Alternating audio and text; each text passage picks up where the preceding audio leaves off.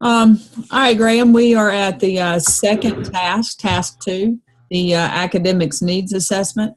And I'm hoping that Jeffrey will be able to join us here in a few minutes so that we can talk to him as well. I have to tell you, I really enjoyed your paper.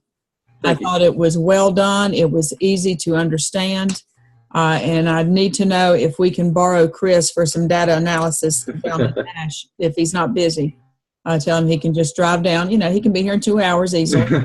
And we'll buy him lunch in the cafeteria. I'm sure he'd like that. He's definitely become a EVOS guru. He's been really helpful to our PLC. So that data, he's been crunching data since we got test scores back last year. So yeah. Go ahead. We've been kind of adding to it all year, and it kind of goes hand in hand with what we've started doing here at our school this year. It's they rolled it out the first workday back this year, and they called it NAMS 2.0, and they basically tried to get everybody on the same page with pre-assessing and post-assessing and reteaching. So we've been doing this for a couple of years, but they kind of rolled it out school-wide, and I mean, it's really amazing how the data that we're seeing from benchmark data, the growth when we compare our benchmark assessments. And did you start with sort of a standard form for everybody to use? It actually, I teach 8th grade science, and my co-teacher, the other 8th grade science teacher, we kind of created this system a couple years ago. We have 22 science objectives in 8th grade, and what we do is we give them a one kind of like master list that goes in the front. We use interactive notebooks. I don't know how familiar you are, but yeah, we have those as well. Yeah, I love the interactive notebooks, but we put this master list in the front of their notebook, and it just lists all of the objectives. And then, so like we'll start with chemistry at the beginning of the year, and for that standard, there are 4 objectives. So we pre-assess before every objective, and they get individual objective sheets. So they've got a sheet that goes in their notebook that has all 4 chemistry objectives, and they record their pre-assessment score. And then the second column of that sheet says points needed for proficiency. So we go for the 80% goal, I guess. So they take 80 and subtract their pre-assessment score and record how many points they need to grow proficiency during the teaching part of it. And then they record their post-assessment score, and then they go back to their main sheet in the front of their notebook and color it in either red if they didn't meet, and then they color it yellow if they were close, and then they color it green if they met their goal. Okay. And then every time we post-assess an objective, me and my other science teacher, we split our groups up into announcements here. After we look at their post-assessment scores, we split them to do reteaching. So the other teacher takes the reteaching group, and then I take the group that was green and do an enrichment activity with them. And then every student gets the opportunity to retest. And I don't know, it's worked out really well. So our school kind of modeled the school-wide rollout after kind of what we've been doing. And the kids here are just so into the growth mindset. They're real big on the growth mindset this year. And you got kids who, the kids who struggle typically that at the beginning of the year, they get bent out of shape about a 60 on the test. And now every time they get a grade back, they don't freak out if they made like 65. They come and get excited about, well, they grew 40 points from their pre-assessment. So that's incredible. It's really taken off. And I'm real excited to kind of see school-wide data, see how it's impacted everything. But Chris, he's really been the guru for that. So yeah, and it was obvious in the stuff that you had in your task too, that data was not something that was new for any of you to look at. Yeah, and they're it's just real big on making sure we're not collecting data just to collect data. Right. Our when we have our common planning, every content has a day for planning. So science content is on Thursdays. So our content plannings are with Chris. He's our instructional facilitator, and we really use that data to drive our lesson plans. So it's definitely been it was a struggle starting out to get everybody on board, but once everybody saw, I can't think of one person who's not on board with it now, but definitely have to have buy-in. We have one 8th grade teacher, Really? grade science teacher, so they wouldn't be able to do the split. Yeah. But I think that's a great idea, and if we had more teachers, that would be. Yeah. And it was like for like the chemistry one, for example, with periodic table. He took the reteaching group, and they would do, some real intensive, pulling apart information from the periodic table. And the enriching group that I had, they made some. They had to make their own periodic table, and so they did I had periodic table of soccer teams, and oh wow. I had one girl that it was hilarious to me. She made a periodic table of what's she titled it? Ignorant quotes by Donald Trump. And it was just either, if you're a Trump supporter or not, it was just funny. Right. You get some good enrichment stuff from the kids in that group that you wouldn't normally have the chance to do. So I don't know. Which helps them with their growth as well. Definitely. And the other kids that weren't in that enrichment group got to see the periodic tables and see the idea of how it's all the elements are organized. So it was good. Good deal. Oh, Jeffrey's here. Hi, Jeff. There he is. I thought I missed something. I was like, "Where's my leg?"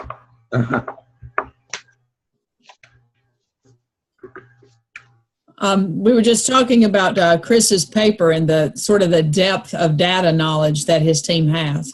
And I really liked the drill down to just that few number of students so you could really do something with those particular situations. And I re-met with my group today after reading your feedback on mine, and so that we can do sort of that same thing and drill down to maybe those 5 or 6 kids where you can really focus some energy to make a difference and keep up with them and track their particular data to see if we can get an idea on where we're losing ground. In those EVOS models, it was real easy to see some definite drops, and one of them being that we did not have a full-time teacher in a classroom pretty much the whole first semester, and it really messed things up for the whole year. Oh, yeah. So, taking those kinds of things into consideration and seeing what that group can do this year is going to make the 8th grade teacher's growth look phenomenal. And plus, she's a great teacher. So I looked at the comments that you both made and saw some places where I just assumed information and need to go back in and include some details on exactly what that information is, and maybe some summaries for the charts, so that if you do get lost in the charts, the little EVOS graphs, there's still some narrative to what they mean. Yeah, that one you put on there, because I didn't see the heading on it, so I didn't know what it was, and some of the numbers, I didn't know if they were percentages, or to me they look like percentages, but you might just want to say what the numbers represented in that one. Right. And I did note on yours, Jeffrey, and I think it's good for all of us. I looked up because I wasn't sure what to do with numbers in APA style. And anything under 10, it said to write out in words, and anything 10 and more with the number. So I was glad I looked that up for my own sake, just so I knew on that one. All right. Yeah, both of y'all said, and after I went back and looked, I wasn't trying to say we were trying to get the middle school teachers, trying to correct them. We just wanted to look at what the middle school's data was to try to compare them to what our data was and for our Math 1 students, see how they compared. Mm-hmm. After going back and looking at your comments and reading it, I was like, yeah, I wasn't real clear about that. And I need to be more clear about it. We were just doing it to try to compare the two to see what the comparisons are and stuff like that. And yeah, we're focusing on what we can do at our level to hit the kids, but we just want to do a comparison. I guess I should have threw that in the paper saying we're just trying to compare to what they look like.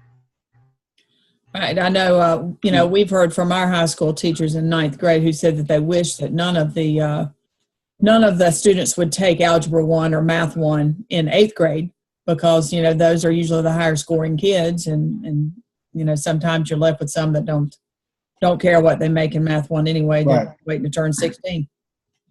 Right. So, yeah, if you're focusing on your own school, then, and just looking at the sort of what you've got coming, then I think that's fine. There could be some good conversation, though, with your middle schools if you talk to any people at your middle school. I know our high school here, we have one high school that's two middle schools feed into it. So given that we're such a small district, we have opportunities to kind of collaborate vertically. But I know one of the things they're real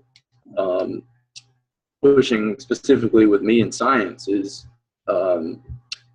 we do chemical equations with chemistry, and they have some tweaks they'd want us to go ahead and add like photosynthesis and cellular respiration into that so that it makes more sense to them when they get into biology. So that could be some good conversation that you could have vertically, depending on how many middle schools you have.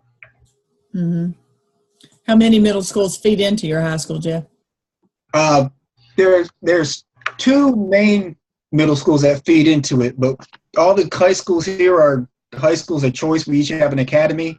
Okay. So like we're the School of the Arts, so if you want to do something in the arts program, you can apply even though you're not coming from a feeder school. Right. So we get really from all over if we wanted to, but there's the two that I had on there were the two main feeder schools that we have. And that's what I was looking at, just the two feeder schools, what we were looking at. Right. Graham, you said something about a link to the meeting. I didn't read that. I didn't know. I must have missed that when I was looking at the thing. I don't know if I'm looking at the right thing or the wrong thing. I see where, Kim, you said it was listed somewhere and then it wasn't listed in another place. Is that right? Right. At the top of the actual Task 2 page from the syllabus, it mentioned doing the video. And then in Prompt 1, it says video of meeting is optional.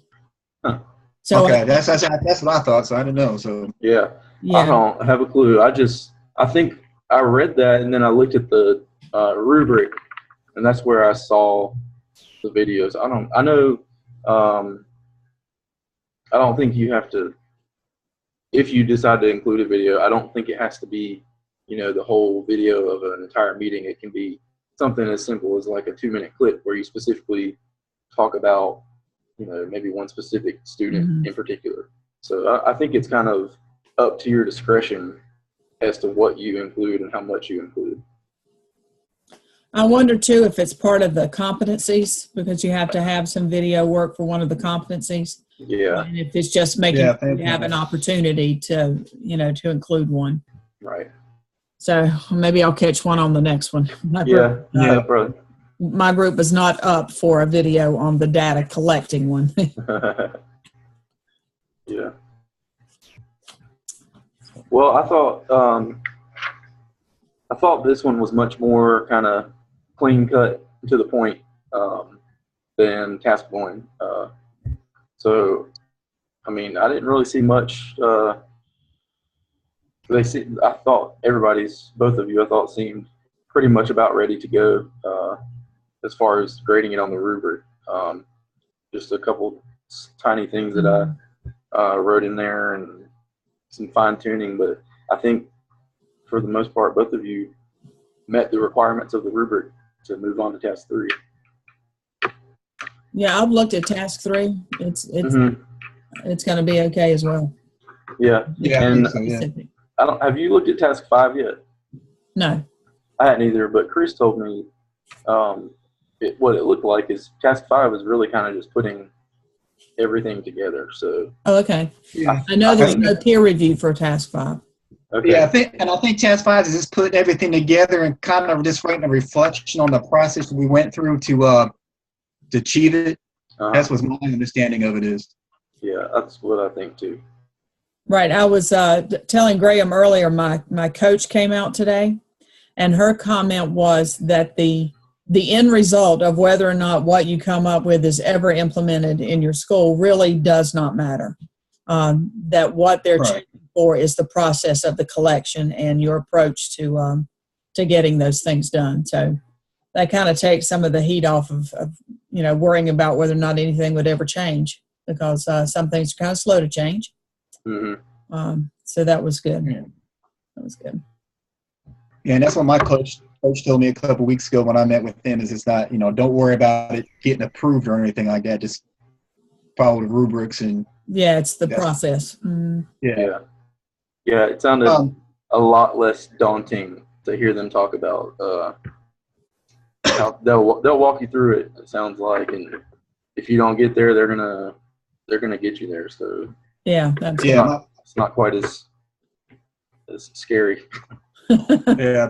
My coach told me, he said, don't even worry about not getting a 3. He said, because by the time it goes through the peer reviews and they look at it, he said, everything gets approved after everybody looks at it before it gets final graded. So yeah. All right. Okay. But the only really thing I saw on you guys is a couple of y'all's graphs. I don't know, it might have been my computer. They were just kind of blurry to look at. Yeah, I think you're right, because that was one thing when I put them in there I kind of noticed. So I'm going to try to make new tables with some of mine. I took like screenshots from like my CIP, and I think when I tried to size it so it didn't waste space in my paper, I think it kind of messed up and distorted it. So I think I'm going to go back and just make new tables in my paper with those. Right. Yeah, I'm going to take a look at all those EBOS and see if they can be combined somehow. Yeah. Yeah. That's why I didn't even try I tried my EBOS and then I put them in the paper and I was like, ooh, they don't look too good. So I just pulled them all out. Yeah. Yeah, I did the screenshot thing as well to get those on there. Mm-hmm. Right. Okay. Anything else? Not on the papers. On these videos that we're watching, that we're supposed to be watching.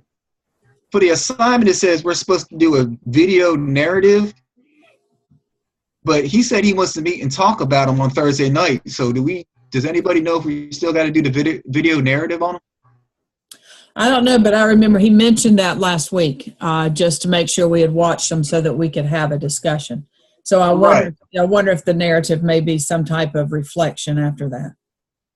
Okay. It didn't sound like we had anything to write for them, just to be aware of what was in them. Mm-hmm. So we are currently in week 6, right? Or should we have started week 7 by this point? I think we've started week 7. Okay. Yeah, because he keeps on saying we're like in between week 6, 7, 5, 6, stuff like that. So one week I thought I was ahead, and then one week I was on time. Now I don't. Now I think I'm back on. I'm really behind. Yeah. All those little assignment things, I am. Yeah. Same way. So. All right. Well, it was good talking to y'all again. Absolutely. All right. Well, we'll meet again for a Zoom peer review after the 3rd one. And I guess our next thing may be, I don't know if there'll be a scenario that we have to do or a case study. So if we're all good, all right. Y'all have a good evening. All right. You too. Thanks. Yeah.